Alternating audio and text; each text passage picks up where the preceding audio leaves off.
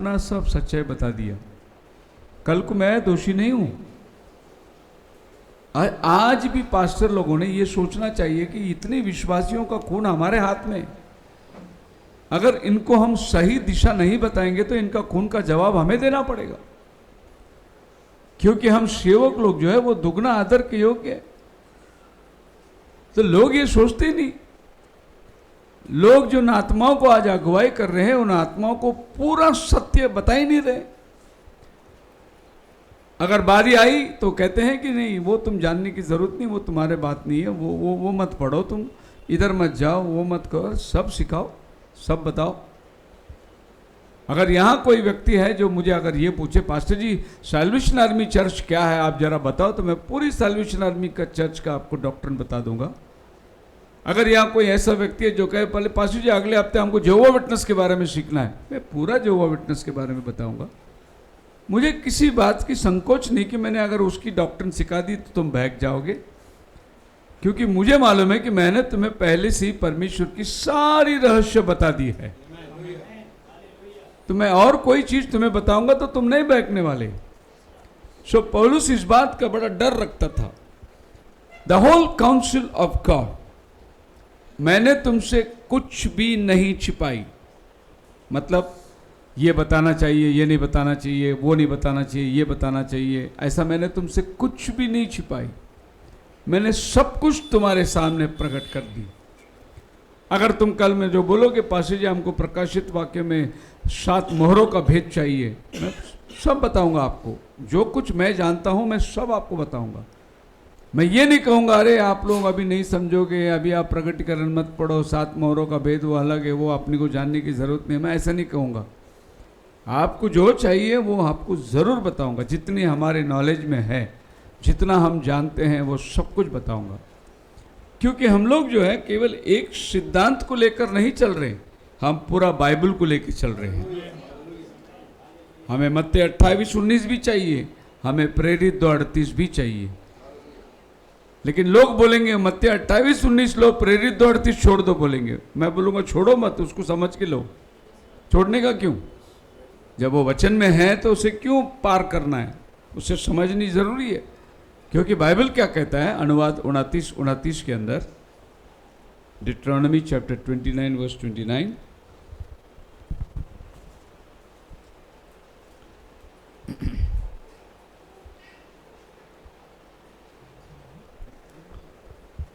उनतीस व्यवस्था विवरण। गुप्त बातें हमारे परमेश्वर यहोवा के वश में है, हाँ, परंतु जो प्रकट की गई है हाँ, वे सदा के लिए हमारे और हमारे वंश के वश में रहेगी। Praise the Lord. इसलिए कि इस व्यवस्था की जो बातें बाइबल में गुप्त रखी गई है वो परमेश्वर का है, लेकिन जो प्रकट की गई वो तो हमारा है। सो गुप्त बातों के पीछे हम लोग क्यों रहें? वो तो खुदावन अपने वंश में रखता है। लेकिन जो बातें खुदा ने खोल दी है, फिर वो खुदावन का नहीं है, वो हमारा है। तो वो हमने जानना बहुत जरूरी है। और बाइबल कहती है, प्रकाशित वाक्य 10 अध्याय उसका 7 वचन, वरन 7वें स्वर्गदूत के तुरी फूकने पर होने वाले शब्द के दिनों में परमेश्वर का गुप्त मनोरथ उस सुसमाचार के अनुसार जो उसने अपने दास भविष्यद्वक्ता को दिया पूरा होगा। जितनी बातें परमेश्वर ने अपने दास भविष्यद्वक्ताओं को पहले से दे रखी है, वो 7वां दूत तुरी फूकने के टाइम वो पूरा हो जाएगा। मतलब परमेश्वर कोई चीज गुपित नहीं रखता। आखिरी समय में परमेश्वर सब कुछ बता देता है। और बाइबल कहती है कि जब 7वां दूत ये धरती में आएगा, वो टाइम पे वो सारी बातों को प्रकट कर दी। और हम जानते हैं प्रकाशित वाक्य 1 अध्याय उसका 20 वचन में लिखा है, अर्थात उन 7 तारों का भेद, हाँ, जिन्हें तूने मेरे दाहिने हाथ में देखा था, हाँ, और उन 7 सोने की दीवट का भेद, हाँ, वे 7 तारे 7 कलीसिया के दूत हैं। वे 7 तारे 7 कलीसिया के दूत हैं। सो हम जानते हैं कि परमेश्वर ने 7 कलीसिया काल के बारे में बात करी। और ये 7 कलीसिया जो है 7 दीवट के रूप में खुदावन के सामने है। और एक एक करके दीवट जो है अपनी समय के अंदर जलती हैं और वो अपने समय की रोशनी को देगी। सो ये कलीसिया हैं, ये कलीसिया के दूत हैं। हर दूत ने हर कलीसिया में आकर अपने मर्म को खोल दिया। हर एक दूत ने अपने अपने कलीसिया में आकर उनकी जो जिम्मेदारी है उनको उन्होंने पूरा किया। पर बाइबल क्या कहती है, जब भी सातवां दूत आएगा, जब भी सातवां दूत आएगा तो जितनी बातें परमेश्वर ने अपने दास भविष्यद्वक्ताओं को बताया था वो सब यहां पर पूरा हो जाएगा। अब ये आदमी जो है ये पूरा रहस्य नहीं बता सका आपको, क्योंकि इसके आगे बड़ा युगों का चलना है। ये आदमी आपको पूरा रहस्य नहीं बता सका, लेकिन उस समय की जितनी रोशनी थी उतना उसने बताया। ऐसा हर आदमी जो है अपना समय का रोशनी बताया, क्योंकि आगे भी और युग थी तो वो आगे की बात नहीं बता सका। लेकिन जब सातवां जद आता है, इसके आगे युग है ही नहीं, मतलब इसके आगे कोई गुपित बात रखना ही नहीं है। जो भी खुदा ने दिया है वो अभी समय में पूरा हो जाना चाहिए। इसलिए बाइबल क्या कहती है 10:7 में, जब सातवां दूत अपनी तुरी फूकेगा, वरन सातवें स्वर्गदूत के तुरी फूकने पर होने वाले शब्द के दिनों में परमेश्वर का गुप्त मनोरथ उस सुसमाचार के अनुसार जो उसने अपने दास भविष्यद्वक्ता को दिया पूरा होगा। अभी एक बात गौर करिए, ये सातवां दूत अपनी मर्जी से कुछ नहीं कहेगा, इसका अपना कुछ भी नहीं होगा। ये क्या कहेगा, जो दास भविष्यद्वक्ताओं ने कहा था उसको वो पूरा करेगा। मतलब कोई भी समय में कोई भी कलीसिया दूत आकर अपनी मर्जी और मनमानी नहीं करेगा। जो पवित्र आत्मा की प्रेरणा से वो लोग चलाए चलते हैं उतना ही बात वो कहेगा। हो सकता है कि इस समय के अंदर 10% ज्ञान परमेश्वर ने दिया होगा, क्योंकि वो समय उतना आधुनिक नहीं था। जब समय बढ़ता है तो फिर परमेश्वर अपने प्रकाशन को भी बढ़ाता है, अपने प्रकाशन को वो आगे लेके चलता है। 50%, 60%। अभी प्रभु ने कलीसिया काल की प्रतिफल को ऐसा दर्शाया है, वो ये है, पहला कलीसिया 100% फल दिया। इस कलीसिया के अंदर मुर्दे जिंदा हुए, इस कलीसिया के अंदर कोढ़ी ठीक हुए। जो यीशु काम करता था वो सब काम इस कलीसिया में थी, जो पहली कलीसिया बाइबल की है। फिर चलते चलते अंधकार में समय आता है तो ये फल जो है 60 में हो जाता है। और प्रभु ने क्या बोला, 30, 60, 100, 3 स्टेज बताया प्रभु ने। 100, उसके बाद में जब ये कलीसिया आई तो कलीसिया के अंदर फल खाली 30% आ गया। अब ये डिमिनिश होते जा रहा है, माइनस होते जा रहा है। और जब चौथी कलीसिया आई धरती में, जिसका नाम था थुआतीरा, ये कलीसिया के अंदर टोटली चर्च जो है मर गया। इस चर्च को प्रभु कहता है, तू जो कहता है मैं जीवित हूं पर है मरा हुआ। अब जितनी प्रकाशन यहां मिली थी ये पूरी जो है इस कलीसिया के अंदर शून्य हो गया। इस कलीसिया में मूर्ति पूजा आ गई। इस कलीसिया के अंदर मोमबत्ती, हार, जो भी अन्य जाति लोग करते हैं वो सब क्रिश्चियन लोग भी करने लगे। और रोमन कैथलिक बोला तो बिल्कुल मूर्ति पूजा। रोमन कैथलिक के अंदर जरा सा भी सच्चाई है ही नहीं। तो ये वो जगह है जहां रोमन कैथलिक पूरी चर्च से स्थापित हो गया।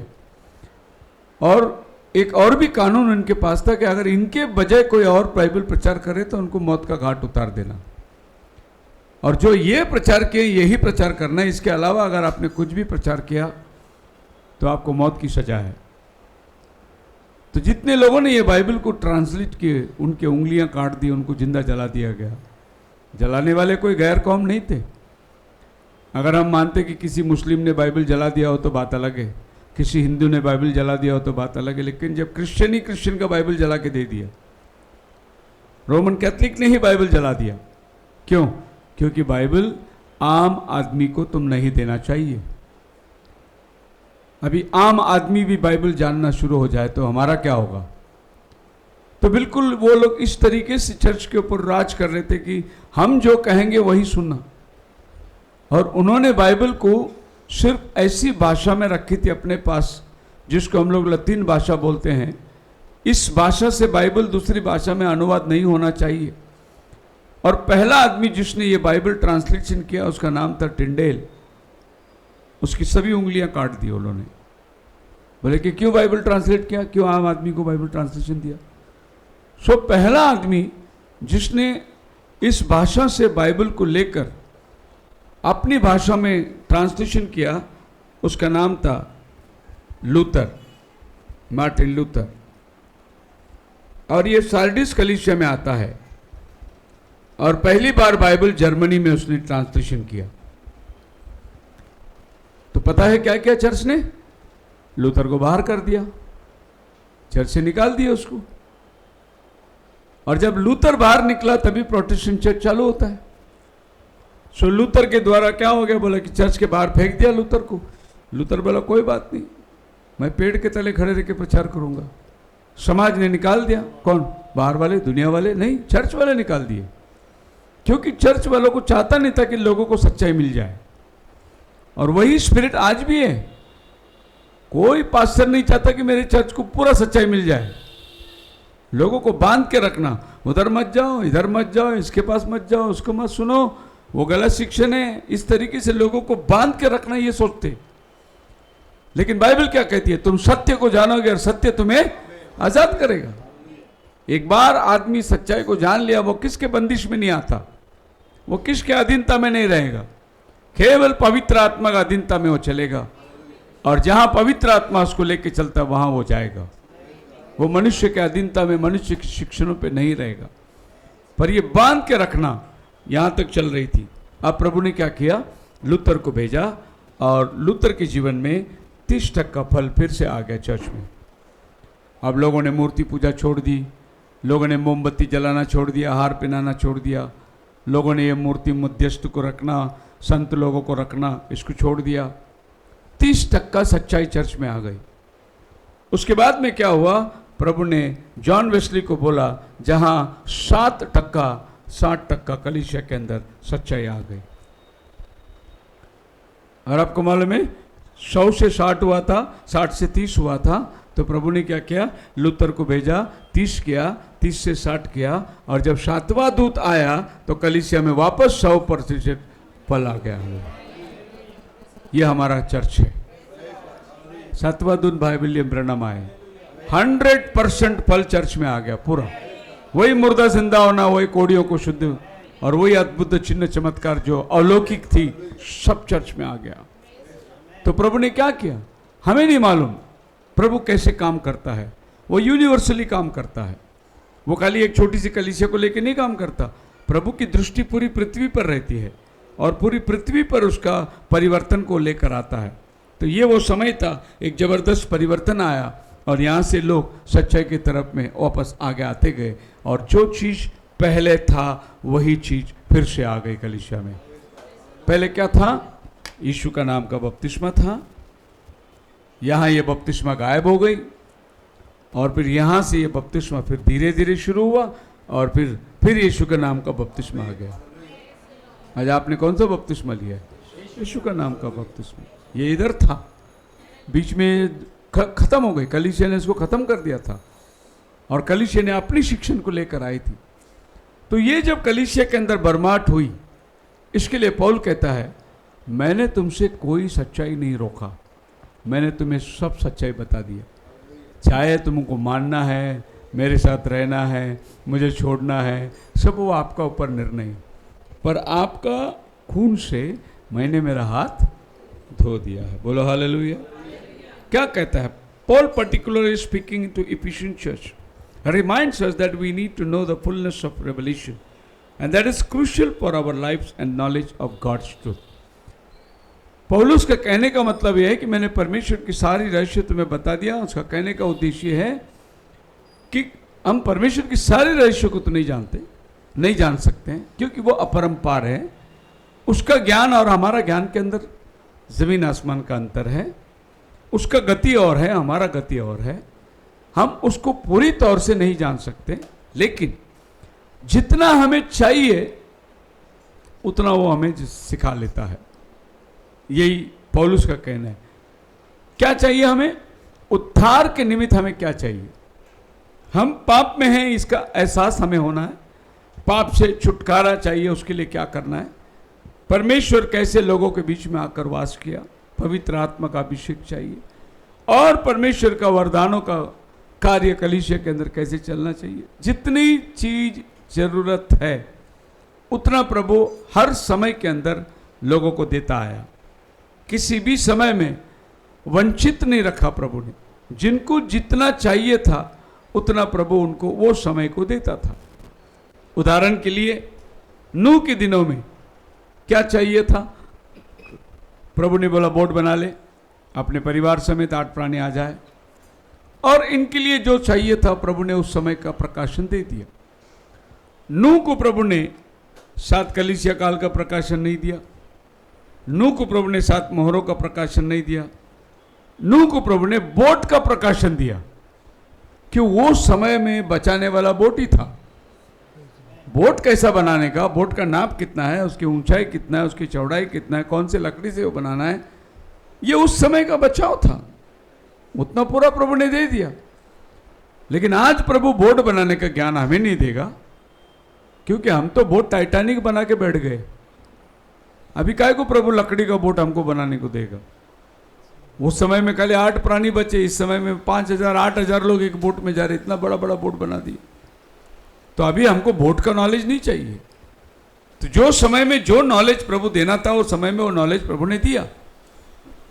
और कलीसिया काल के अंधकार के समय, मान लो मेरे दादाजी पिता पुत्र पवित्र आत्मा के नाम में बपतिस्मा ले लिए, और मैं कहता हूं कि यीशु मसीह के नाम में ही पाप का क्षमा का बपतिस्मा है। अभी आप मेरे को पूछोगे फिर तुम्हारा दादाजी का क्या होगा? दादाजी का जो होगा वो उस समय के हिसाब से होगा, लेकिन आज के तारीख में तुम्हारा हिसाब दादाजी के हिसाब से नहीं होगा। प्रभु अभी का हिसाब तुम्हारे से लेगा। दादाजी गया हो, वो खड़ा रहेगा। अगर वो प्रभु को बोलेगा मेरे टाइम पे सच्चाई नहीं मालूम था, नहीं तो मैं लेता था, प्रभु माफ भी करेगा उसको, क्योंकि प्रभु सच्चाई दिया ही नहीं। हालेलुया। प्रभु आपको जो देगा वही, उसी का तो हिसाब लेगा। प्रभु ने क्या किया? एक को बुलाया, 10 कोड़े दिए, नहीं 5 दिए, 4 दिए, 1 दिया, प्रभु ने दिया।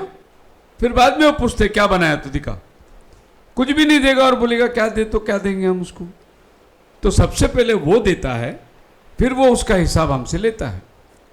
उदाहरण के लिए मैं आपको बताऊंगा,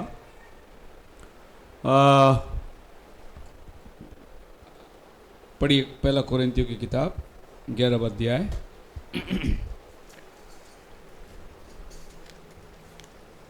14 वचन से पढ़िए।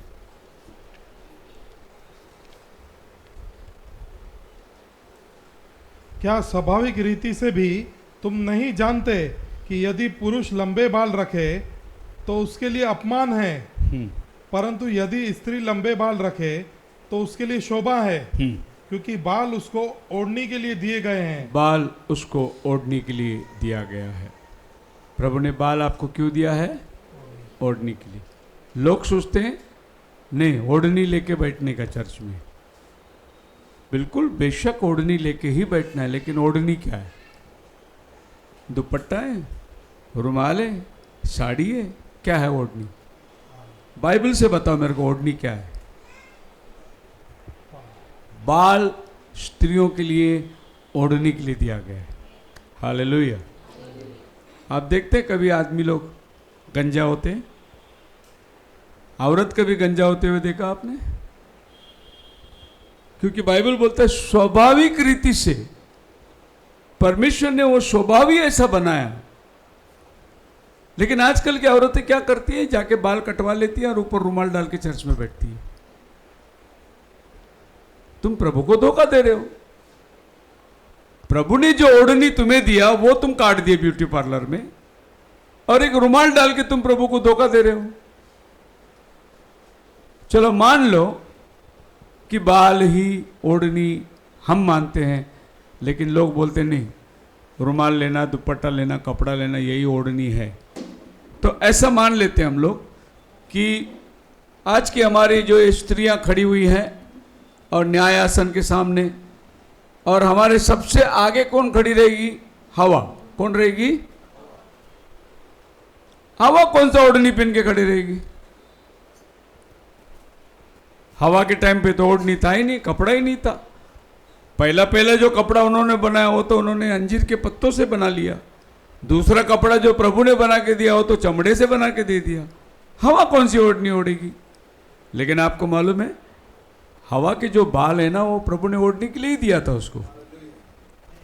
खुदा ने जो दिया वो ओढ़नी उसके पास होना चाहिए। बाकी पत्ते का पहनना, लकड़ी का पहनना, कपड़े का पहनना, सूत का पहनना, वो ओढ़नी को प्रभु नहीं चाहता। मैंने जो ओढ़नी तुम्हें दिया, तो हवा न्याय आसन के सामने तुम्हारे जैसी खड़ी रह सकती। उसके पास ये वाली कपड़े की ओढ़नी नहीं, परंतु उसके पास में खुदा की महिमा की ओढ़नी है। वो खुदा की महिमा से परिधान है। इसके ऊपर लोग बड़ी चर्चा करते, और उनके बाल अगर कपड़े उतार ले बाहर दे दे तो इधर लाल रंग, इधर पीला रंग, इधर नीला रंग करके बैठी है चर्च में। लेकिन कपड़े डालने से वो पवित्र बन जाती है। बाल ऐसे वो कतर के बैठे जैसे चूहे ने कतर लिया यहां पर, लेकिन जब कपड़े पहन ले तो धार्मिक बन जाती है। कितने सारे चर्चेस के अंदर मैंने देखा कि पास्टरों के औरत के घर में बड़ी ब्यूटी पार्लर है, और ब्यूटिशियन चर्च में पुलपिट में आने के पहले उसके औरत को तैयार करना पड़ता है ब्यूटी पार्लर से। वो उतना तैयार होके सच के आती है। आपको चाहिए तो मैं एड्रेस देता हूँ, ये घर पे जाके देखो, उधर ब्यूटी पार्लर मिलेगा आपको, वो भी पास्टर का घर पे मिलेगा आपको। ब्यूटिशियन आके तैयार करना पड़ता है औरतों को। सो खुदावन आपको जो देता है वही आपसे मांगेगा, जो नहीं देता वो आपसे वो हिसाब नहीं मांगेगा। सो बाल ओढ़ने के लिए दिया गया। हमारा उद्देश्य है तुम कपड़ा लो ना लो, लेकिन बाल मत काटो, क्योंकि वचन में लिखा है, नबी बता रहा है कि जो औरत अपने बाल को काटेगी, कैंची लगाएगी, दुष्ट आत्मा उसके अंदर घुस जाता है। क्योंकि जब तुम वचन के विरुद्ध में काम करोगे तो शैतान तुम्हें पकड़ लेता है, और फिर दुष्ट आत्मा के प्रभाव से वह औरत चलना शुरू कर देती है। सो बाइबल हमें बतलाता है जितनी सच्चाई हमें चाहिए थी, the knowledge of God's truth, that we need a preacher who will bring us to that. हमें एक प्रचारक चाहिए जो हमें यहां तक कौन लेकर आएगा। बहुत सी बार हम नहीं समझते, लेकिन समझने की एक्टिंग करते हैं। हमको मालूम है बहुत, लेकिन मालूम कुछ नहीं है उसको। प्रेरितों के काम 8 अध्याय 30 और 31 वचन पढ़िए। फिलिपुस उसकी ओर दौड़ा और उसे यशाया भविष्यद्वक्ता की पुस्तक पढ़ते हुए सुना और पूछा, तू जो पढ़ रहा है क्या उसे समझता भी है? उसने कहा, जब तक कोई मुझे न समझाए तो मैं कैसे ये आदमी सच्चा आदमी है, मन का खरा आदमी है। वो पढ़ तो रहा है बाइबल, लेकिन समझ नहीं रहा है वो। और फिलिप जब पूछता है, तू जो पढ़ता है समझता है क्या? उसने कहा कि जब तक कोई ना समझाए मैं कैसे समझूं। और जो अध्याय वो पढ़ रहा था वो यशायाह 53 पढ़ रहा था, जहां लिखा है, जैसा मेमना ऊन कतरने के लिए ले जाते, वैसे ही मसीहा को ले जाएंगे। अब ये घटना यरूशलेम में हो गई, लेकिन फिलिप को ये बात समझाना पड़ा कि तू जो पढ़ रहा है वो प्रभु यीशु के बारे में लिखा है। Praise the Lord. प्रभु यीशु का ज्ञान उसको नहीं आया था अभी तक, लेकिन वो भक्त था। वो मंदिर को हर साल यरूशलेम में आकर दान बलिदान अर्पण करके वो जा रहा है।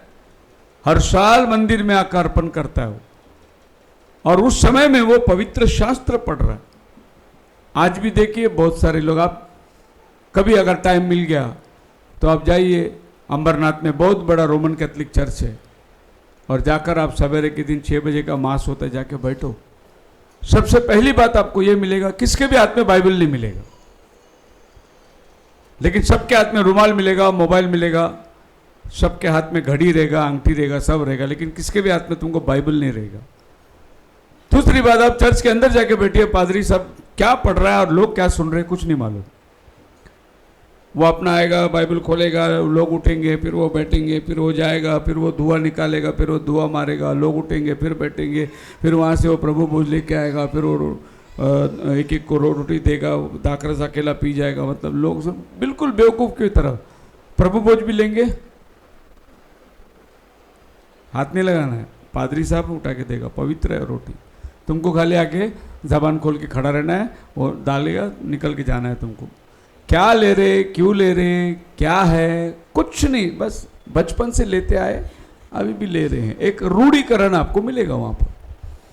और पादरी साहब जो भी कर रहा है वो चलता रहेगा, उसके पीछे 2 घंटे लेके घूमते रहेंगे, उधर से धुआं मारते रहेंगे और वो निकाल के, पता अजीब सा आपको लगेगा, थोड़ा होली वाटर भी मार देगा उन लोगों के ऊपर में। और आप देखिए उधर जितने बैठे हैं उनमें से एक को भी ना वो हालेलुया बोलेंगे, ना प्रेज द लॉर्ड बोलेंगे, ना बाइबल खोलेंगे पढ़ने, ना कुछ नहीं, खाली उठना बैठना चलना, इतना करके बाहर आ जाएंगे। क्या तो चर्च को जाके आए। पर यहां आप आ रहे हो तो आप वचन को सीख रहे हो। यहां से जाने वाले आदमी को पूछो आज का संदेश क्या था, वो बताना पड़ेगा संदेश क्या था आज का। आज परमेश्वर ने हमसे बातें की हैं, मैं नहीं बोलता हूं सबके सब, लेकिन उससे ज्यादा वहां बिल्कुल नहीं है, यहां 100% होगा, सबके सब नहीं। So the fullness of God has revealed, that often means preaching in an expository way through the books of the Bible. समय के अनुसार बहुत सारे प्रकाशन जो है वो खुल चुका है, और समय के अनुसार आपको ज्ञान देना बहुत जरूरी है।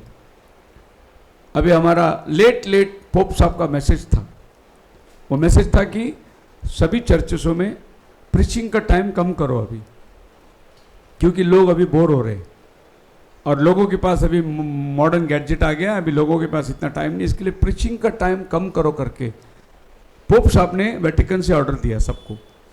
अभी सब चर्च में प्रीचिंग का टाइम कितना हो गया, कम करा। बोला पब्लिक को बोर मत करो।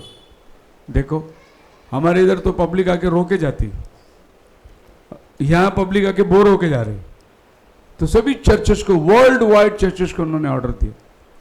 उनका ऑर्डर वहां से निकलता है, रोम साम्राज्य से, और वहां से उन्होंने अभी, ये हमारे बाप तू जो आसमान में, तेरा नाम पाक माना जाए, तेरी राज्य आए, तेरी इच्छा पूरी होती। इसमें एक वाक्य है, हमें परीक्षा में ना ला परंतु बुराई से बचा। तो पोप साहब ने अभी अभी बोला वो हमें परीक्षा में ना लाओ, काट डालो, उन्हें वो नहीं बोलने का प्रार्थना में। अभी क्यों बोलने का प्रभु को हमें परीक्षा में ना ला? क्या जरूरत है प्रभु को, हमको क्यों बोलने की जरूरत, तो हमें परीक्षा में मत डाल। इसीलिए वो वाक्य उन्होंने निकाल दिया। आप 10 कमांडमेंट देके किसके भी घर पे, तू मुझे छोड़ किसी को ईश्वर मत मानना, तू मेरा नाम व्यर्थ मत मिला, सबात मानना, पवित्र मानना, माँ बाप का आदर करना, ये जो 10 कमांड, ये एक्चुअली इतना थोड़ी है 10 कमांडमेंट। पढ़िए निर्गमन का 20 अध्याय निकालो, पूरा चैप्टर देखो, वो 10 कमांडमेंट है। जब बाइबल लिखा है कि तू मत करना, तू कोई प्रतिमा मत बनाना, तो वहां सब लिखा है, ना आकाश के पक्षी का प्रतिमा, ना जमीन का रेंगने वाला, ना चारपाई का, किसी वच का प्रतिमा मत बनाना, ना पत्थर का, ना सोने का, ना चांदी का। उन्होंने सब काट दिया, खाली उतना ही लिया, तू कोरी मूर्ति करो नकोश, एक लाइन लिया खाली, है नहीं? तू अपने माँ बाप का आदर करना, उसका मतलब यह है कि तेरे को लंबी उम्र मिलेगी, मैं तेरे साथ रहूंगा, मेरा वायदा तुझ में पूरा करूंगा। अपने माँ बाप का आदर करना, उन्होंने बाकी सब चीज निकाल दिया, खाली तो माँ बाप का आदर करना रख दिया। देखा?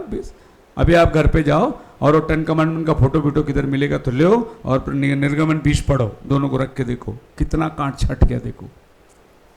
और हम लोग सोचते कि ये 10 कमांडमेंट जो दीवार में लगा दिया वो पूरा 10 कमांडमेंट, वो आधा अधूरा 10 कमांडमेंट। पूरा 10 कमांडमेंट आपके बाइबल के अंदर है, निर्गमन 20। हालेलुया। क्या लिखा पहला वचन? मैं तेरा परमेश्वर यहोवा हूँ जो तुझे दासताओं के घर अर्थात मिस्र देश से निकाल लाया हूँ। तू मुझे छोड़ दूसरों को ईश्वर करके न मानना। इतना ही ले लिया वो लोग ने, उसको पहले का वचन निकाल दिया। तू दूसरे को ईश्वर करके मत मानना, सबसे पहले मुझे छोड़ के किसी को मत मानना, बाद में दूसरे की बात है। लेकिन उन्होंने ऊपर का वचन निकाल दिया, नीचे का वचन निकाल दिया, तो ये पूरा 10 आ गया। कितना वचन है पूरा चैप्टर में? 17 वचन, 18। हाँ, इतना वचन को उन्होंने काट छांट के एक एक लाइन में सब लाके खड़ा कर दिया।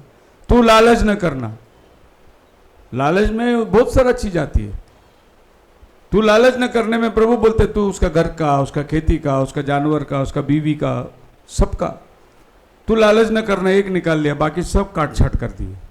बस लालच किसका नहीं करना वो भी लिखा है प्रभु ने, ये चीज का लालच मत कर, ये चीज का लालच मत कर, ये चीज का लालच मत कर। लेकिन इन्होंने खाली लालच लिख दिए, बाकी का सब काट दिए। ये सारा प्रोग्राम जो है रोम से शुरू होती है। इनको बाइबल से कोई लेना देना नहीं है। जो रोम में आती है वही मानना है हमको, बस उसी पे चलना है हमको। हम तो हिंदुस्तान में हैं, बहुत बख्शे हुए लोग हैं, लेकिन अगर आप यूरोप कंट्री में होते तो आप पगार लेने जाते ना। हमारे हिंदुस्तान में तो पगार हाथ में मिलता है, फिर हम दशवान निकालते हैं, वो भी अपने को देना है तो निकालते, नहीं तो नहीं निकालते। लेकिन उधर ऐसा नहीं है, उधर दशवान काट के देते तुमको पैसा। 10% उधर पहले कट जाएगा, उसके बाद तुम्हारा बचा हुआ तुम्हारे हाथ में आएगा। चाहे तुमको दशवान देना हो ना हो, पहले वो काट के ले लेते, क्योंकि तुमको रोमन हुकूमत के अंडर में रहना है। ऐसा यूरोप कंट्रीज के अंदर होता है। हमारे देश में ऐसा नहीं है। हमारे देश में तो इतना छूट है, नहीं दो तो भी चलेगा, दो तो भी चलेगा, लेकिन वहां काट के निकाल लेंगे आप। उनकी एक और कानून है कि आपके घर में अगर 2 बेटे हैं, 3 बेटे हैं, तो एक बेटा को आपको चर्च को देना है, और एक बेटे को बचपन से वो लोग चर्च के लिए छोड़ देते। इसलिए रोमन कैथोलिक पूरी दुनिया में फैली हुई है, क्योंकि हर घर से पादरी बनता है, हर घर से पास्टर बनता है। फिर उनका पास्टर जो है वो बाइबल में लिखा है उसके अनुसार कि उन दिनों में नई शिक्षण आएगी जो कहेंगे शादी मत करना, और ये वही शिक्षण है जो ये लोग शादी नहीं करते। प्रभु ने बोला अंतिम समय में नई शिक्षण आएगी। तो ये सब चीजों को अगर आप देखोगे तो आपको परमेश्वर का पूरा रहस्य जानना जरूरी है, नहीं तो आप किस मजहब में या किस संस्था में पड़े रहेंगे आपको होश नहीं रहेगा। The whole council of God, the expression of whole council of God refers to God's council of eternity.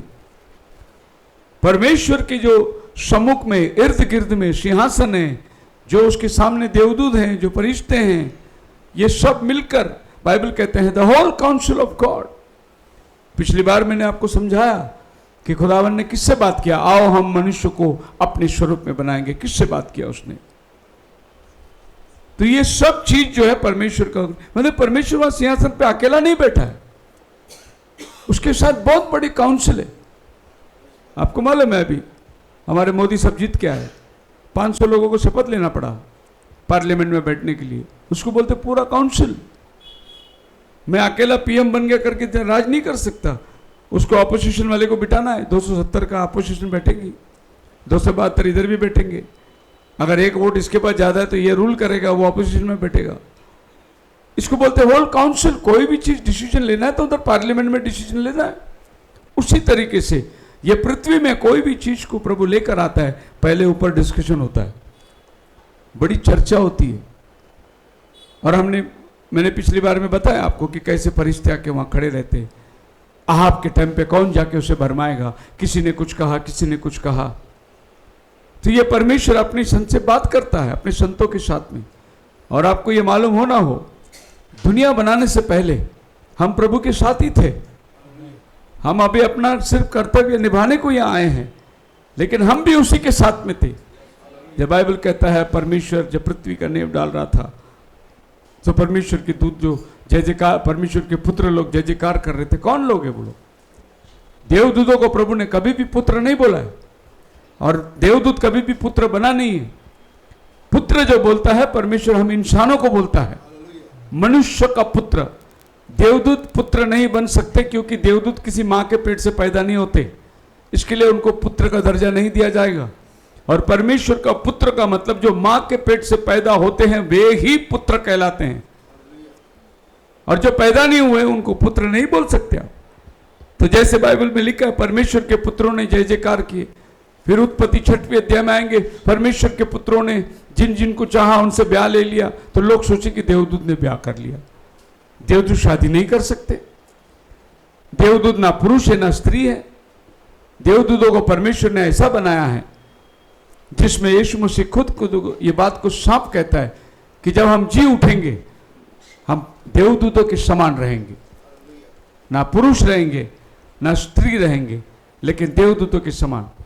Hallelujah. So he intends that all should accomplish which he has revealed in the scripture.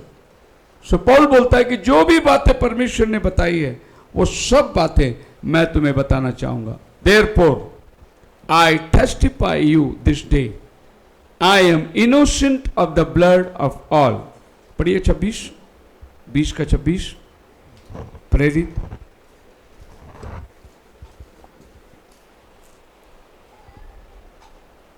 इसलिए मैं आज के दिन तुमसे गवाही देकर कहता हूं कि मैं सबके लहू से निर्दोष हूं। हालेलुया। मैं तुम सबके लहू से, मैं बंधुआ नहीं हूं, मैं आज़ाद हूं, मेरी कोई जिम्मेदारी नहीं, जो भी था मैंने सब निभा दिया, जितना बताना था मैंने सब बता दिया, मैं किसी का लहू का दोषी नहीं हूं। क्या मतलब है पौल का बोल, मतलब क्या स्टेटमेंट हो दे रहा है?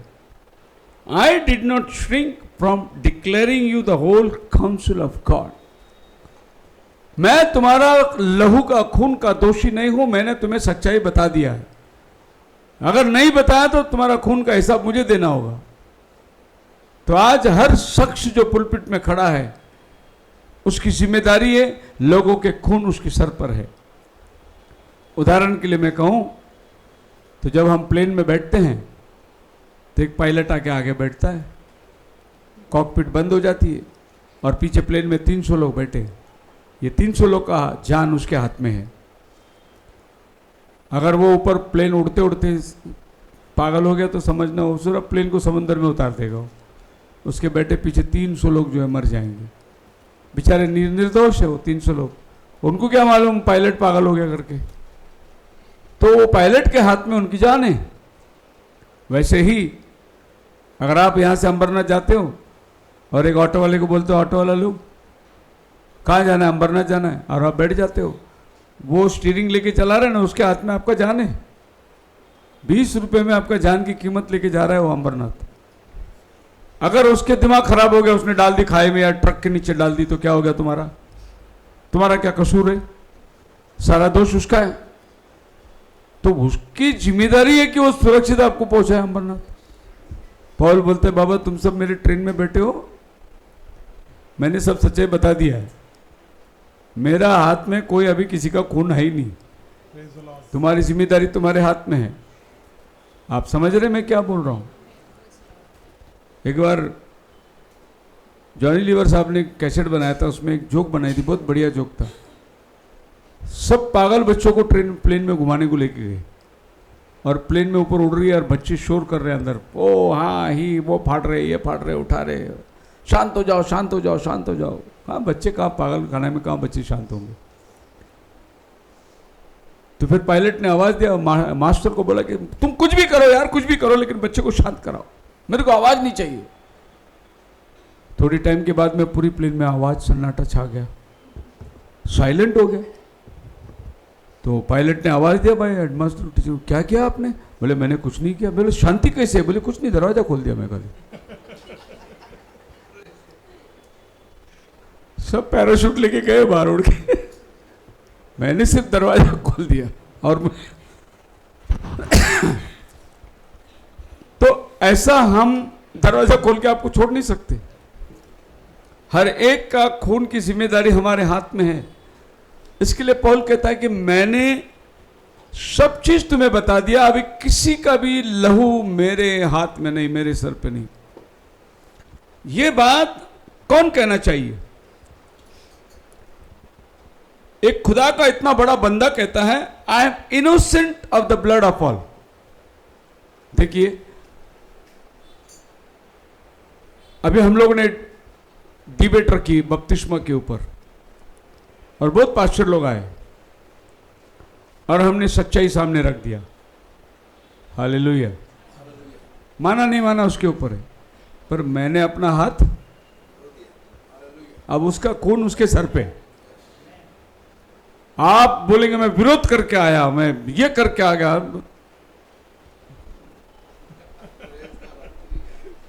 तुम्हारा सर से हाथ धो दिया मैं। सही बात है। हाँ, अभी पिछले दिनों में एक ब्रदर आया मेरे पास, आए थे, बोले कि आपको मालूम है डिबेट के बाद में मेरा सब्सक्राइबर 50 बढ़ गए। कितने बढ़ गए? 50। हाँ, पहला 50 था मेरा 100 था मेरा, अभी 150 हो गया सब्सक्राइबर उस डिबेट सुन के। मैंने उसको बोला मेरे को कितना फायदा हुआ मालूम है? वो डिबेट सुन के अभी मैं 80 बपतिस्मा दे के आ रहा हूँ। उधर खाली 50 सब्सक्राइबर बढ़ गए, हम इधर हमने 100 को डुबा दिया। हालेलुया। तो लोग सोचते कि हम बच गए, बच नहीं गए। तुमको प्रभु कचहरी में लाके खड़ा कर देगा, तुम बोल नहीं सकते हमने नहीं सुना था। इसीलिए ये काम हो रहा है और प्रतिदिन हो रहा है, सच्चाई जा रहा है। अब ये जो वाक्य है ब्लड, तुम्हारा खून, ये बहुत बड़ी बात है। अब मैं तेरा खून का जिम्मेदार नहीं हूं, बहुत बड़ी बात है। और एक पास्टर कलीसिया से कहना इसमें बहुत अहम होता है, मैं तुम्हारा खून का जिम्मेदार नहीं हूं। इतना बड़ा स्टेटमेंट वो कलीसिया को दे रहा है, एफिस करास कलीसिया को, क्योंकि पौल बोलता है मैं भी जा रहा हूं जेरूशलेम में, मेरे बारे में भविष्यवाणी हुआ है कि मुझे पकड़ा जाएंगे और जेरूशलेम के अंदर से मैं बाहर वापस नहीं निकल सकते। ये मेरा आखिरी ट्रिप है, लास्ट है, ये आखिरी मुलाकात है, सलाम करके जा रहा हूं। आप बीच घर में जाके पढ़िए, नीचे आते आते सब लोग बैठ के प्रार्थना करते हैं, रोते हैं, पौलुस को विदा करते हैं। कहीं भविष्यवाणी भी हो गई कि पौलुस बांधा जाएगा, प्रभु के लिए जेल में डाल दिया जाएगा। तो पौल अपना आखिरी विदाई दे रहा है वो, और ये विदाई के अंदर वो कहता है कि मैं तुम्हारा खून का जिम्मेदार नहीं हूं, मैंने तुम्हें सब परमेश्वर की सच्चाई बता दिया है। न्याय के दिन तुम आकर मेरे ऊपर आरोप नहीं लगा सकते कि आपने हमें नहीं बताया, नहीं तो हम मानते थे, आपने हमें नहीं बताया, नहीं तो हम मानते थे। रैप्चर करके पिक्चर है, लेफ्ट ओवर, उस पिक्चर में देखना एक सिस्टर चर्च में जाके बैठती है, चर्च आधा से ज़्यादा खाली है और पास्टर बैठा हुआ है, बाकी के लोग क्यों नहीं आए करके मालूम पड़ा तो पता चला लेक्चर हो गया है। तो वो सिस्टर जो बैठी है वो सिस्टर पास्टर को बोलती है अगर रैप्चर हो गया तो हम छूट गए क्या? बोले छूट गए। तो बोले आपने फिर बताया क्यों नहीं हम लोग को रैप्चर के? बोले मैं बताया तभी तो जाने वाला चला गया, मैंने बताया, जो तैयार थे चले गए, अब तुम नहीं तैयार हो तो क्या करो? बोले आप? बोले मैं भी नहीं तैयार था पर मैंने बता तो दे दिया। तो मैंने जो बताया, जो सुने वो चले गए, मैं खाली बताया लेकिन मैं पालन नहीं किया, इसके लिए मैं रह गया। तो पास्टर भी बेटा है, रैप्चर में गया नहीं, लेकिन कलीसिया में कुछ लोग हैं वो रैप्चर में चले गए। बताना मेरा काम था, फिर आगे चलना वो आपका काम है।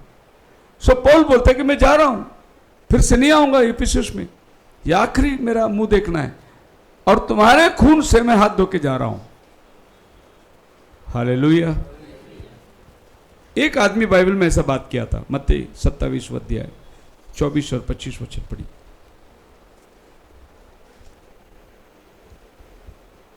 जब पिलातुस ने देखा कि कुछ बन नहीं पड़ता परंतु इसके विपरीत हुल्लड़ बढ़ता जाता है, तो उसने पानी लेकर भीड़ के सामने अपने हाथ धोए और कहा मैं इस धर्मी के लहू से निर्दोष हूं, तुम ही जानो।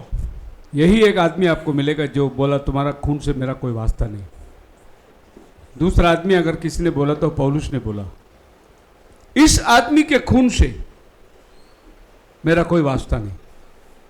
उसने बर्तन में पानी मंगाई और हाथ धो लिया, मतलब वो बोला कि इसका न्याय में मेरा कोई हाथ नहीं, मैं तुम्हारे हाथ में दे दिया है, जो करना है वो तुम जानो, पर तुम जो भी निर्णय लोगे उसमें मैं नहीं हूं। इस धर्मी के खून से मेरा कोई नाता नहीं। लेकिन आपको मालूम है वो दिन जो था ना पिलातुस का, उद्धार का दिन था वो। उसको मालूम है कि अगर मैं यीशु को छोड़ दूं तो ये यहूदी लोग मेरे विरुद्ध हो जाएंगे और मेरी कुर्सी का खतरा है। तो कुर्सी की माया जो थी वो उसको उस दिन अपने जीवन से हाथ धोना पड़ा, एक निर्दोष व्यक्ति को। और इतना ही नहीं, पूरी रात वो यीशु मसीह की परीक्षा ली थी, पूरी रात उसकी सब जांच पड़ताल किया और लोगों से कहता है मैंने इसमें कोई दोष नहीं पाया कि इसको मौत की सजा हो, तुम क्यों इसको मौत की सजा दे रहे हो? मैंने इसके अंदर कोई कमी नहीं पाई, कोई आरोप नहीं पाया।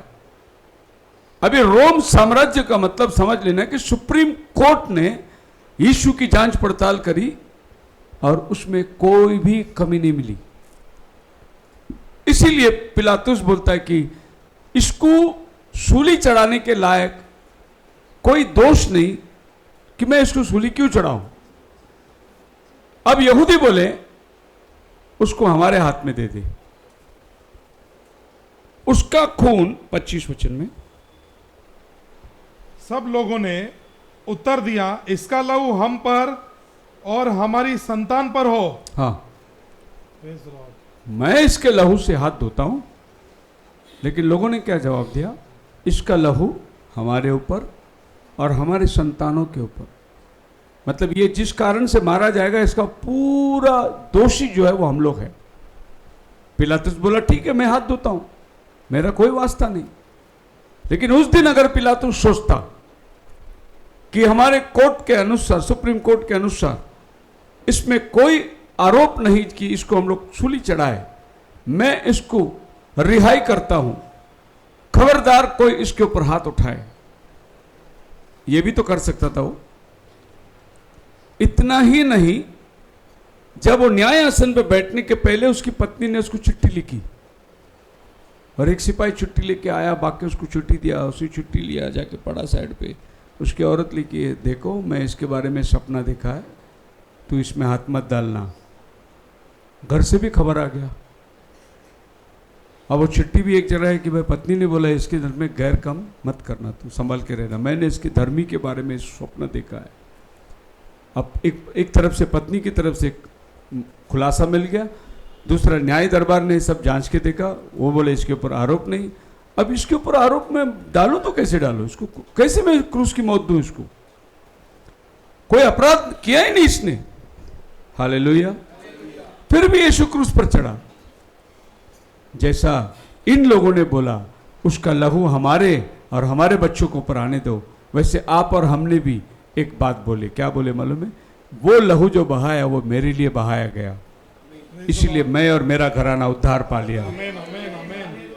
एक तरफ से संदेशा ऐसा आता है कि ये हमारे ऊपर खून आए मतलब श्राप आ जाए, दूसरी तरफ से आप और हमने क्या बोला, ये खून मेरे लिए बहाया गया इसीलिए सब मेरे ऊपर आने दे, और हम उद्धार पा लिए, वे दोषी ठहराए गए।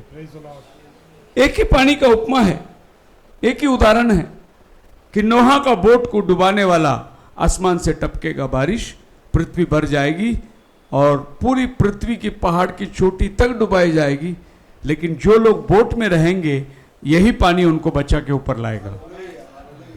वही पानी का दृष्टांत, पहला पत्रस 3 अध्याय का 21 वचन पढ़ेंगे। पानी का दृष्टांत क्या है? पानी का दृष्टांत उसी पानी का दृष्टांत भी अर्थात बपतिस्मा यीशु मसीह के जी उठने के द्वारा अब तुम्हें बचाता है। हाँ। इससे शरीर के मेल को दूर करने का अर्थ नहीं हाँ। है, परंतु शुद्ध विवेक से परमेश्वर के वश में हो जाने का अर्थ है। ऊपर का वचन, जिन्होंने उस बीते समय में आज्ञा न मानी, जब परमेश्वर नूह के दिनों में धीरज धरकर ठहरा रहा। हाँ। और वह जहाज बन रहा था जिसमें बैठकर थोड़े लोग अर्थात 8 प्राणी पानी के द्वारा बच गए। पानी के द्वारा बच गए, बाकी के लोग पानी ने ही उनको मार दिया। पानी से लोग बच गए और जो मर गए वो कैसे मरे? पानी से ही मरे वो लोग। एक को पानी ने डुबो दिया और एक को पानी ने बचा लिया। सो बाइबल वही पानी का दृष्टांत, ये दृष्टांत जो पानी का है, एक को बचाता है एक को मारता है, वैसे ही लहू का दृष्टांत। मैं हाथ धोता हूं इसके लहू से, मुझे कोई वास्ता नहीं, लेकिन यही लहू हमारे लिए बहाया गया, हमने उस लहू पर विश्वास किया और हमारा उद्धार हो गया। लेकिन लोगों ने उस लहू को दोषी ठहराया और वो दोषी के कारण बन गए। तो पौलुस कहता है मैं अपना हाथ धोता हूं तुम्हारे हाथ से, मैं इसका जिम्मेदार नहीं हूं। दूसरे शब्दों में, does not want us to be silent with the word। Paul बोलता है मैं खामोश नहीं रहना चाहता सच्चाई के प्रति। If I am silent with the word of God in any part of it, then I am not being faithful before God। और अगर मैं तुमको कुछ सच्चाई छिपाता हूं और कुछ बताता हूं, कुछ नहीं बताता हूं, तो मैं खुदा के वफादार सेवक नहीं हूं। अगर खुदा ने मुझे वफादारी से सेवकाई के लिए बुलाया है तो मुझे आपको सब सत्य बताना है। हालेलुया। मैं एक बार गुजरात में था, एक पास्टर आए, बपतिस्मा सर्विस में आए, 80 साल के बुजुर्ग थे वो, और बपतिस्मा का पास आके बैठे और संदेश सुना उन्होंने। संदेश सुनने के बाद कुछ लोगों ने, उनके कलीसिया के कुछ 8-10 लोगों ने बपतिस्मा ले ली और वो अपनी चर्च में गए, अपने पुलपिट में खड़े रहे, हाथ जोड़े, बोले 40 साल मैंने ये सच्चाई तुमको नहीं बताया, मुझे माफ कर देना। अभी ये सच्चाई आया है, जिसको बपतिस्मा लेना है सब जाके ले सकते। Praise the Lord. मैं भी लेने वाला हूँ। 40 साल, 80 साल का बुजुर्ग आदमी पुलपिट में खड़ा रह के बोला, मैंने 40 साल तक तुमको ये सच्चाई नहीं बताया, मुझे क्षमा कर दो। हालेलुया। अभी अभी हम एमपी में गए थे, जब वो हमें क्या हुआ, एक पास्टर आके बोला सबसे पहले मैं और मेरा परिवार बपतिस्मा लेंगे, बाद में कलीसिया को दो। उसने बोला सबसे पहले मैं ग्रहण करता हूं यह सच्चाई को।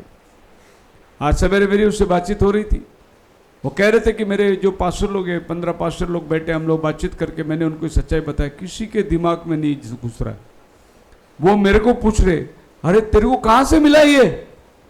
बोलता मैं कहां से मिला, बाइबल के अंदर है, कहां से मिला मेरे को बाइबल? अरे तेरे को कैसा मालूम पड़ा ये? बोले बाइबल के अंदर है, मैंने ले लिया बपतिस्मा। हालेलुया। अब तुम जानो। लोग बोले नहीं ये हमारा संस्था तो ऐसा देता है, हमारा संस्था तो ऐसा देता है। संस्था को देख रहे हैं, बाइबल को देखने के बजाय संस्था को देख रहे हैं। इधर पिलातुस क्या देख रहा था? अपनी न्याय को देख रहा था और अपनी कुर्सी को देख रहा था। जब सामने उद्धारकर्ता खड़ा हुआ है, उसको पूछ भी रहा है, वो सत्य की गवाही देने आया। पिलातुस बोलते सत्य क्या है? क्योंकि वो सत्य के लिए न्याय करने के लिए बैठा है। यीशु मसीह खामोश था, जवाब नहीं दिया। जब जवाब नहीं दिया तो पिलातुस समझ गया यही सत्य है नहीं? यीशु ने बोला नहीं मैं सत्य हूं करके नहीं बोला। क्या काम है तेरा? मैं सत्य की गवाही देने आया। सत्य क्या है? यीशु खामोश रहा। पिलातुस समझ गया यही सत्य है। अब यही जगह पिलातुस को कुछ था, मैं उद्धार पाने के लिए क्या करूं? तो प्रभु यीशु मुझे आगे का कदम बता देता उसको, विश्वास कर मुझ पर, मार्ग सत्य जीवन मैं हूं। जब तक तू नए सिरे से जन्म नहीं लेगा परमेश्वर के राज्य को देख नहीं सकता।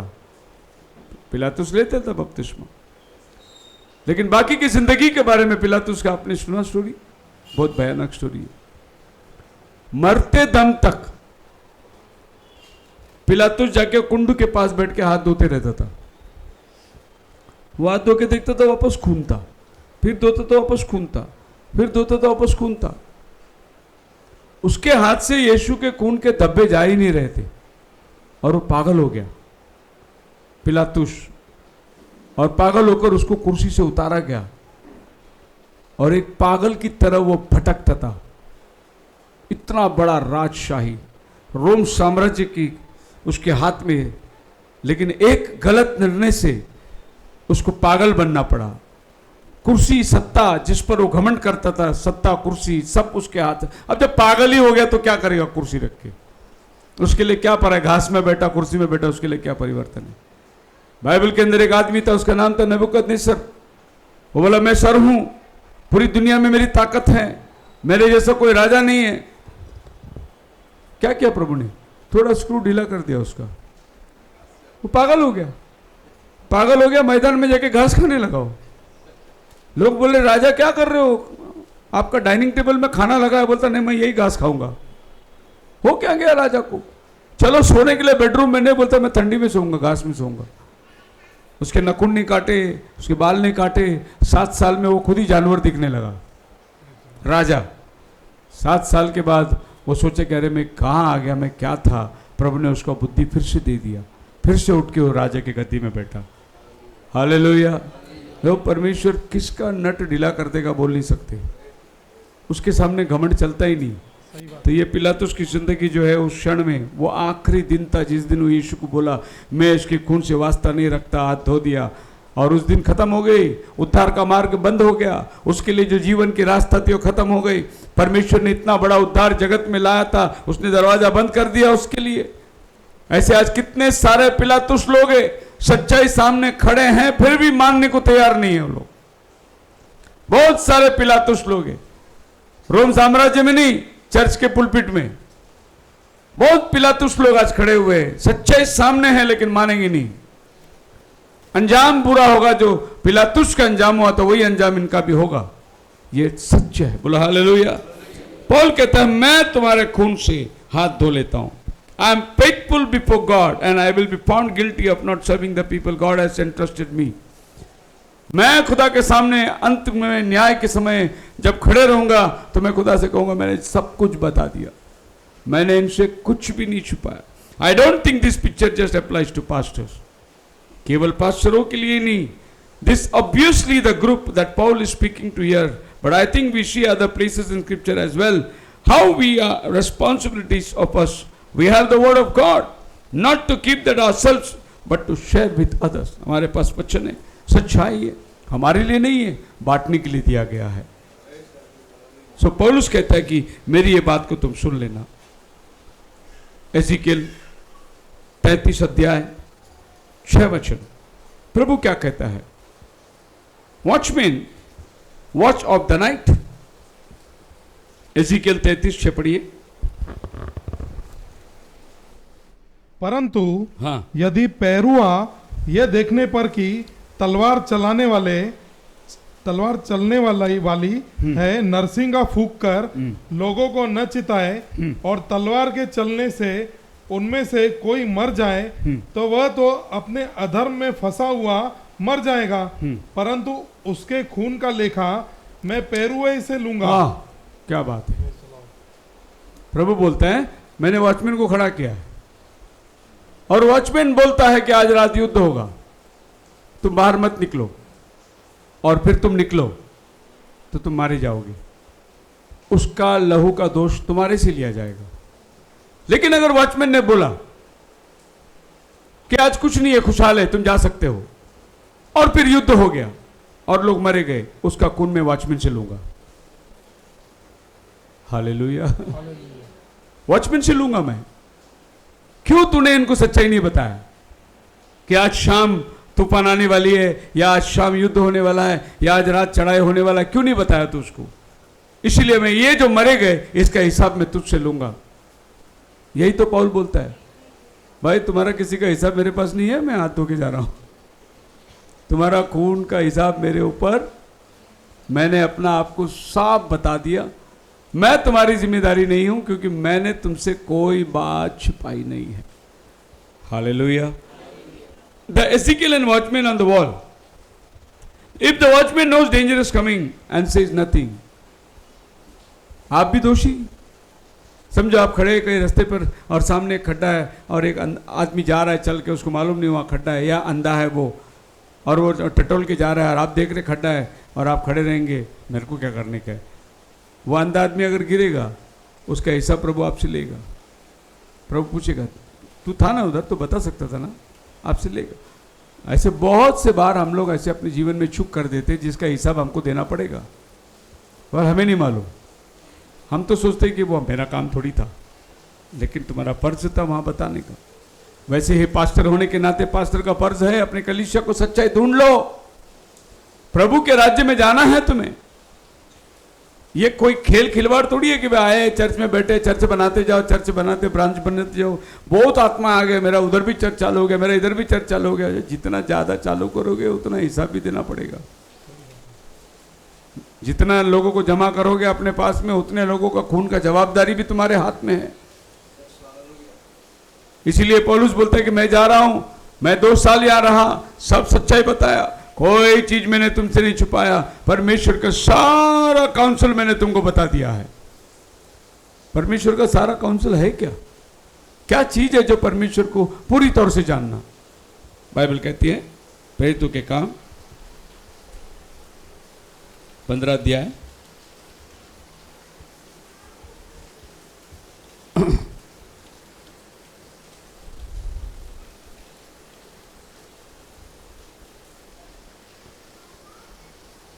They wrote a letter, 22-23.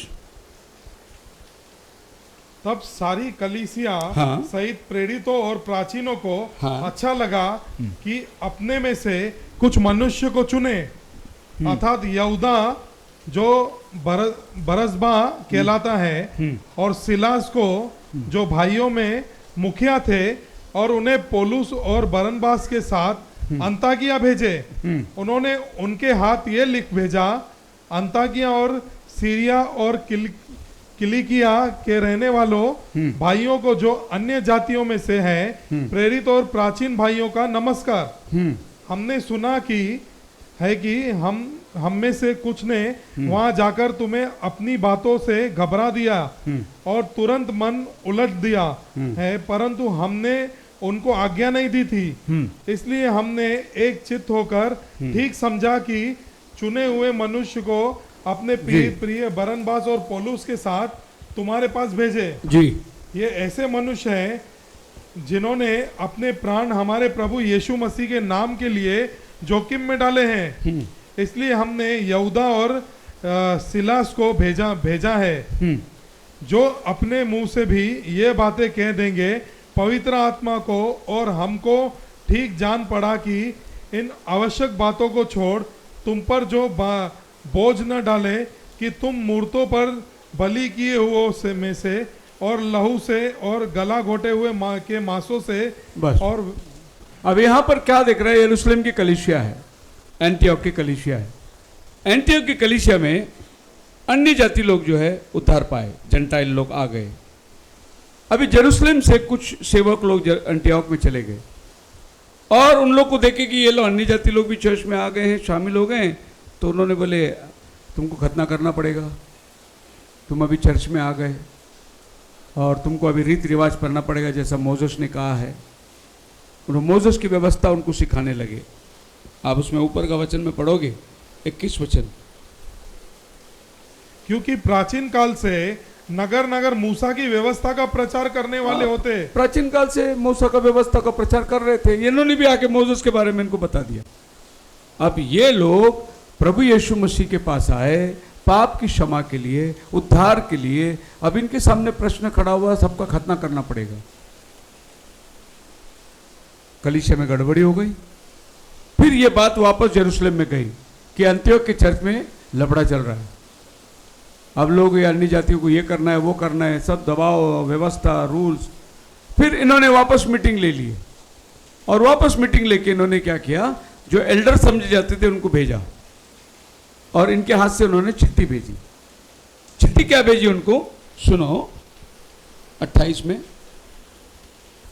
पवित्र आत्मा को और हमको ठीक जान पड़ा है कि इन आवश्यक बातों को छोड़ तुम पर और बोझ न डाले। पवित्र आत्मा को और हमको ठीक जान पड़ा है कि तुम्हारे ऊपर और ज्यादा बोझ न डाले, Praise the Lord। परंतु हाँ कि तुम मूर्तों पर बलि की हुओं से और लहू से और गला घोटे हुए मांस से और व्यभिचार से दूर रहो। 3 चीज से, आइडल वर्शिप से, मूर्तों से दूर रहो, इनसे दूर रहो तो तुम्हारा भला होगा। गला घोटे हुए मांस से दूर रहो और व्यभिचार से और एडल्ट्री से दूर रहो। 3 चीजों से दूर रहो। इन अन्य जातियों को क्या शिक्षण दिया, तुम मूर्ति पूजा मत करो, तुम गला घोटे हुए मांस मत खाना, और तुम क्या करना, व्यभिचार से बचे रहना। ये 3 चीज का तुम पालन करो। बाकी वो खतना बितना जो इन्होंने सिखाया ना, उसके ऊपर ध्यान मत देना। आई आपको समझ में बात? कलीसिया ने निर्णय लिया और उन्होंने सिलास को और जुडास को भेज दिया, पर इसके पहले 2 भाई लोग गए थे, पूरे कलीसिया को गड़बड़ मचा दिया। ऐसा नहीं, ऐसा नहीं, ऐसा नहीं, ऐसा नहीं करना। अभी अभी लेटेस्ट खबर, अपने एक ब्रदर है नए, किधर है, नासिक में ब्रदर आया, बोले कि हम लोग को चिकन नहीं खाने का, क्योंकि चिकन जो है वो ये है। और वो चर्च के अंदर बोले कोई भी चिकन नहीं बनाने का घर पे। तो बोले लोग खा रहे हैं चिकन, क्या है, कौन सा पाप है इसमें, खा रहे हैं। नहीं, चिकन नहीं बनाने का, चिकन जो है दवा डालते, ये डालते, वो डालते, ऐसा डॉक्टर लेके आया। और उसके बाद में चर्च में बहुत से लोग को भड़का दिया, बोले अभी जो भी चर्च में बनेगा सब वेजिटेरियन बनाने का अपन। और चर्च के अंदर वो अभी जो बचपन से चिकन विकन खाते हैं उनको नहीं चलता है, फिर चर्च टूट गई, फिर वो 4-5 लोग को भड़का के बाहर लेके गए। क्या है? वो चिकन नहीं खाने वाले लोग हैं लोग। पौल क्या बोलता है? कसे के पास जो भी बिकते है सब खाओ, प्रार्थना करो, वो तुम्हारे लिए शुद्ध हो जाएगा और तुम सब खाओ। लेकिन कुछ लोग ना कानून, ये नहीं करने का, वो नहीं करने का, वैसा नहीं करने का, ऐसा नहीं करने का, ये नहीं करना, वो नहीं लाना, ये सब ये लोग आके बता दी चर्च को, और पूरी चर्च में गड़बड़ी हो गई। अब जेरूशलेम के हाथ में था कि ये चर्च को कैसे सुधारे। फिर उन्होंने एल्डर लोग को भेजा, बोला कि देखो 3 चीज खाली दूर रहो। अभी आते आते इन्होंने बोल दिया रहेगा इनको दशवान देना पड़ेगा तुमको। अभी इनको मालूम ही नहीं दशवान है क्या। फिर कलीसिया ने बोला भाई अभी दशवान मत दो, लेकिन अभी मूर्ति पूजा मत करो, ये मत करो, ये मत करो, बाकी की बातें हम आके तुमको समझा देंगे, क्योंकि तुम्हारी अभी मैच्योरिटी वो लेवल तक नहीं आई है। तुम्हारी अभी की जो परिस्थिति है, अन्य जाति कलीसिया को कितना सिखाना है उतना ही काफी है। इतना तुम अन्य जाति की चर्च को सिखाओ। पता है हमारे एंटा वालों की सबसे बड़ी कमजोरी किधर है? जाते के साथ में पहला वो बाइबल बंद करके बाजू में रख के बोलेंगे मैसेज बुक है तुम्हारे पास। अब क्या मालूम उनको, बोले यार ये लोग कोई आदमी का किताब लाके पढ़ाते हम लोग को। जाते के साथ में मैसेज आके, और उनको पहला उनका ये इच्छा कि आप ब्रदर ब्रनम को पहला बताओ उनको। नहीं भाई, पहला हम यीशु को बताएंगे। यीशु को जान गया हो तो बाद में हम भाई ब्रनम को बताएंगे कि वो 7वां दूत था करके। ये बाइबल का पैटर्न है।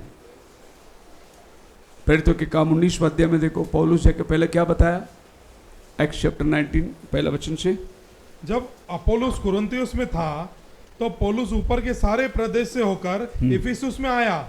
वहां कुछ चेलों को देखकर हाँ। उनसे कहा, क्या तुमने विश्वास करते समय पवित्र आत्मा पाया? जी। उन्होंने उससे कहा, हमने तो पवित्र आत्मा की चर्चा भी नहीं सुनी। जी। उसने उनसे कहा, तो फिर तुमने किसका बपतिस्मा लिया? उन्होंने कहा, यौना का बपतिस्मा। पौलुस ने कहा, यौना ने यह कहकर, पहला उसने क्या पूछा, तुमको पवित्र आत्मा मिला है? नहीं। फिर तुम्हारा बपतिस्मा गलत हो गया। कैसे हुआ? यूहन्ना। फिर वो यूहन्ना के बारे में बात करता है। पहले जाके थोड़ी पूछा तुम किससे बपतिस्मा लिए, कौन दिया बपतिस्मा, कौन था तुम्हारा गुरु, तुमको पवित्र आत्मा मिला है क्या? बोले इसकी चर्चा भी नहीं सुनी। पवित्र आत्मा का चर्चा तुमने नहीं सुना मतलब तुम्हारा बपतिस्मा में गलती है, क्योंकि प्रभु ने क्या किया था, पाप की क्षमा के लिए तुम यीशु मसीह के नाम से बपतिस्मा लो, जो पवित्र आत्मा का दान पाओगे। और इनको पवित्र आत्मा ही नहीं मिला है तो गड़बड़ बपतिस्मा में है। इसीलिए फिर बोले किसका बपतिस्मा? यूहन्ना। ठीक है। फिर यूहन्ना ने मन पिराव का बपतिस्मा दिया था, ये कहकर कि मेरे बाद भी बपतिस्मा है। जब उसने ये बात समझाई तो लोगों ने वापस बपतिस्मा ले लिया। तो पहले क्या बताना है उनको और बाद में क्या उनके पास लेके आना है। सो पौलुस कहता है कि मैं सब परमेश्वर का रहस्य तुम्हें बता दिया, मैं अपना हाथ धो रहा हूं।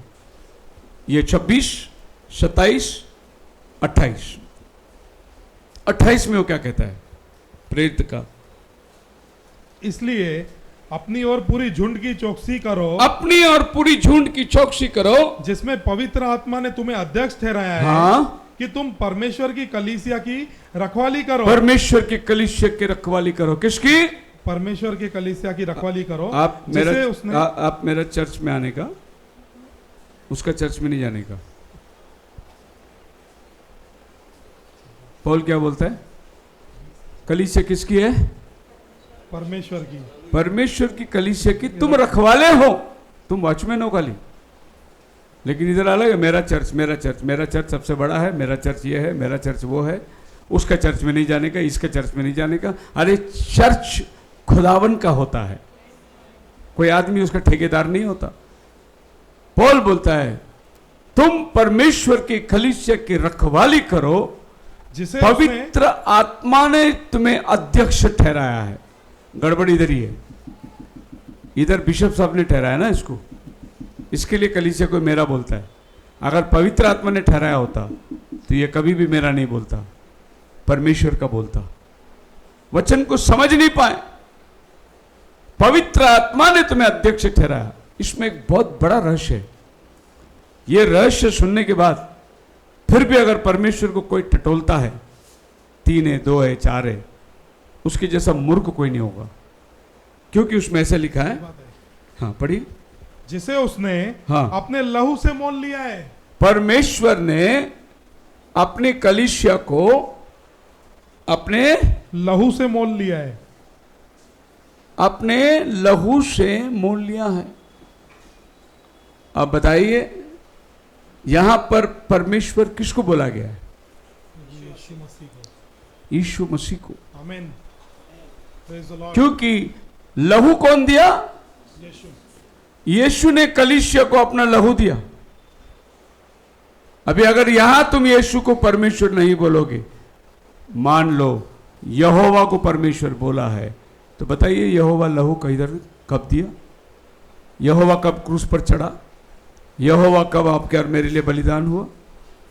यहां पौलुस बता रहा है, साफ साफ बता रहा है, जो क्रूस पर चढ़ा वो तुम्हारा परमेश्वर है। आमीन। और परमेश्वर कितना है? हालेलुया। हे इज़राइल, सुन, तेरा प्रभु परमेश्वर एक है। द ब्लड ऑफ गॉड, परमेश्वर ने अपने लहू देखकर और तुम्हें खरीदा है। बहुत बढ़िया वचन है।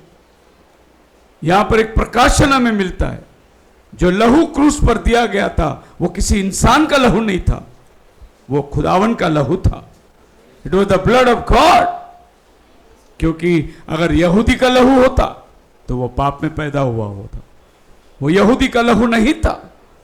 खुदा ने अपने लिए एक लहू को स्वर्ग से लेकर आया, प्योर ब्लड, जो किसी जाति का नहीं, किसी मकसद से इंसान उसमें कोई भी कलंक नहीं डाल सकता। एक शुद्ध लहू को प्रभु ने लेके आया। और आपको मालूम है, लहू के ऊपर स्टडी करेंगे तो आपको और भी बहुत गहरा स्थान मिलता है। जो लहू यीशु का मिला साइंटिस्ट लोगों को, उसको उन्होंने लेबोरेटरी में टेस्ट किया, वो लहू किसी इंसान का है ही नहीं। वो लहू को, उसके डीएनए को किसी इंसान से मिला ही नहीं सकता। साइंस खुद बोल रहा है कि ये यीशु ने जो लहू बहाया वो स्पेशल ब्लड था, जो खुदावन ने आसमान से लेके आया आपके और मेरे गुनाहों के लिए। बोलो हालेलुया। सो बाइबल कहती है, यूहन्ना पहला अध्याय उसका 13 वचन में,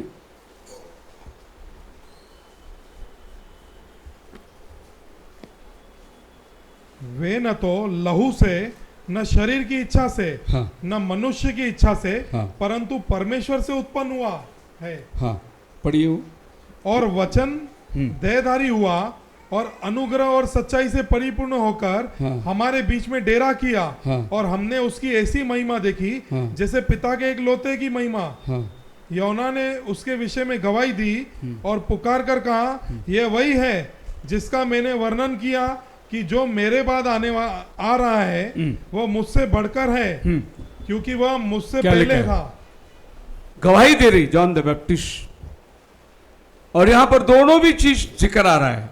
एक आ रहा है, वो आप ज्योति ना था, लेकिन वो ज्योति की गवाही देने आया। वो प्रभु यीशु मसीह था। वो न लहू से, न शरीर की इच्छा से, परंतु वो परमेश्वर से उत्पन्न हुआ है। यीशु का लहू किसी शारीरिक इच्छा से नहीं हुई। आप मेरे साथ हैं? तो अब यहां क्या देखते हैं कि परमेश्वर ने अपना लहू देकर अपने कलीसिया को खरीदा है। इसके लिए पौल क्या बोलता है, जब उसने अपना लहू दिया, तुम्हारा लहू का जिम्मेदार मैं नहीं है, Praise the Lord. मैंने उसका सब सच्चाई तुम्हें बता दिया है। एक और वचन पढ़ो, यशायाह 26 अध्याय उसका 19 वचन। 26। हाँ, यह यशायाह 26 का 19, बहुत बढ़िया वचन है। आपने कभी पढ़ा नहीं होगा। हाँ, तेरे मरे हुए लोग जीवित होंगे, मुर्दे उठ खड़े होंगे। हाँ, हे मिट्टी में बसने वालों, जागकर जय जयकार करो। हालेलुया। सुनो, बहुत अच्छा वचन है, समझ के लो, नोट करके लो। बाइबल को बोलता है यहोवा परमेश्वर बात करता है, क्योंकि यशायाह का खुदा कौन है? यहोवा। और यशायाह जब भी बात करता है वो यहोवा के बारे में बात करता है। अब यहोवा यशायाह को क्या कहता है? मेरे मरे हुए शरीर के साथ मैं उन्हें भी उठा के लाऊंगा। जो मर गए, जो आदम जात से मरे हुए हैं, उनको मेरे मरे हुए शरीर से मैं उसको उठा के लाऊंगा। अभी ये बात हिंदी में है नहीं है, थाय इसको आपको इंग्लिश में पढ़ना पड़ेगा। Dead man shawl live, this dead man, तुम्हारे मरे हुए जिएंगे, ऐसा प्रभु ऐसाया को कहता है। पुनरुत्थान का दिन तुम्हारे मरे हुए जिएंगे। कैसे जिएंगे? मेरा मरा हुआ शरीर के ऊपर। Praise the Lord. My Thy dead man shall live हाँ, together with my dead body. My dead body.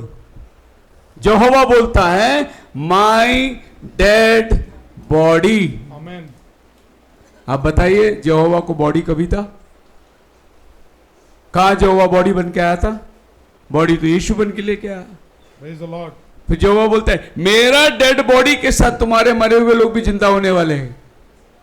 तो यहोवा कौन सी बॉडी की बात कर रहा है? जिस दिन प्रभु यीशु मसीह का शरीर को उतार कर कब्र में रख दिए गए और जिस दिन कब्र से वो निकला उस दिन ये भी लोग इसके साथ उठ के आए।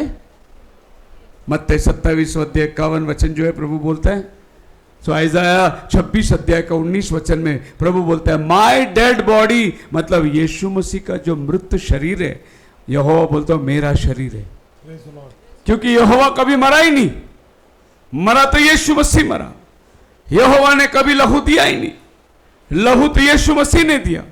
लेकिन बाइबल साफ कहती है कि यहोवा ही परमेश्वर है जो हमारे लिए खून बहाया, यहोवा ही जो हमारे लिए मृत शरीर बना ताकि हम जो मसीह में बने जी उठ सके। आमेन आमेन। मैंने तुम्हें सब सच्चाई बता दी, सही बात है। Praise the Lord. किधर से भी लिंक छोड़ा ही नहीं। और भी मैं आपको बोलूंगा, आपको ट्रिनिटी के बारे में कोई सवाल है पूछो, सब बताऊंगा मैं यहां पर। Praise the Lord. क्योंकि पौल को एक डर था। उसका अगला वचन 29 में, प्रेरित 20:29। मैं जानता हूं कि मेरे जाने के बाद फाड़ने वाले भेड़िए तुम में आएंगे। मैं जानता हूं मेरे जाने के बाद झूठे शिक्षण, झूठे मसीह, फाड़ने वाले कैसे आएंगे? वो जो झुंड को न छोड़ेंगे। देखो, ऊपर से वो भेड़ दिखेगा, खाली खाल पहना हुआ है, अंदर से वो भेड़िया है। Praise the Lord. ऊपर से वो खाली भेड़ का रूप धर के आएगा, अंदर से भेड़िया है। कैसा तोड़ने का, कैसा बिथराने का, कैसा लोगों को भड़काने का, कैसा लोगों को भरमाने का, वो भेड़िया आएगा। मेरे जाने के बाद, मेरे रहते हुए नहीं आएगा। क्यों नहीं आएगा? मैं है सामना करने के लिए। लेकिन मेरे जाने के बाद कलीसिया को खतरा थी। और पौल बोलता मैं जानता हूं मेरे जाने के बाद। और आपको मालूम है इसका खतरा कितना सच है? 300 सदी में जो निशियन क्रीड बनी, यही खतरे से पौल बोलता था मेरे जाने के बाद बड़ा खतरा होगा तुमको। परमेश्वर को 3 टुकड़ों में बांट देंगे लोग। जहां अभी हमने पढ़ा था यहोवा बोलते मेरा शरीर, जहां बोलते मेरा लहू, ये 3 टुकड़े में बांट देंगे। बोलेंगे नहीं नहीं नहीं, वो यहोवा बाप ऊपर है। और इन्होंने जो बोला, ये डायग्राम इन्होंने बनाया, 325वीं सदी में डायग्राम बनाया। The father is not the son, father is not the son. लेकिन सन को पूछो फादर क्या है, जॉन चैप्टर 10:30, वो बोलेगा मैं और पिता, मैं और पिता एक है। ये बोलते वो एक नहीं है। इसके लिए उन्होंने 3 कोना बनाया। बोले कि ये पिता है, ये पुत्र है, पवित्र आत्मा है। ये तीनों एक नहीं है, लेकिन तीनों एक में एक से जुड़े हुए हैं। लेकिन पिता पुत्र नहीं है, पुत्र पवित्र आत्मा नहीं है, पवित्र आत्मा खुदा नहीं है। लेकिन परमेश्वर बाइबल में लिखा है परमेश्वर आत्मा है, उसके भजन करने वाले आत्मा और सच्चाई से करना चाहिए। ये बोलेंगे नहीं, ये शिक्षण कहाँ से आई? ये ट्रिनिटी की शिक्षण है।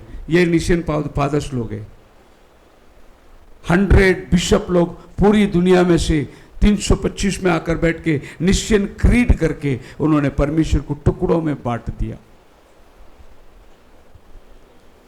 यही तो पौल बोल रहा था मेरे जाने के बाद फाड़ खाने वाले भेड़िया आएंगे। और यहां से कलीसिया तितर बितर हो गई। कलीसिया के अंदर से सच्चाई निकल गई। अब इनके अंदर जो आए थे उन्होंने एग्रीमेंट करके गया, जो भी इधर फैसला होगा हम वही मानेंगे। ऐसा एग्रीमेंट सारी दुनिया में गई। और हमारा 20वीं सदी का भविष्यवक्ता बोलता है ये शैतान की शिक्षण है। परमेश्वर का शिक्षण 3 नहीं है, परमेश्वर का शिक्षण एक है। एक ही नाम आसमान और जमीन में हमारे लिए दिया गया है, यीशु नाम, हालेलुया, जिससे आपको पाप की क्षमा है। तो इस बड़ी बड़ी घबराहट से पौल डर रहा था कि मेरे जाने के बाद आएंगे, इसलिए मैं तुमको सब सच्चाई बता दिया। तुम्हारा खून मेरे हाथ में नहीं है, मैं हाथ धो के जा रहा हूँ। आज मसीह में मेरे प्रिय लोगों, इस वीडियो को देखने वाले हर एक के साथ में मैं यही कहता हूँ, हमने अपना हाथ धो दिया है, तुम्हें सच्चाई मिल गया है। अगर तुम इसका अनुकरण नहीं करोगे, यही वचन तुम्हें न्याय के दिन पकड़ के खड़ा रखेगा। खुदावन आपको आशीष दे। प्रार्थना के अंदर चलें।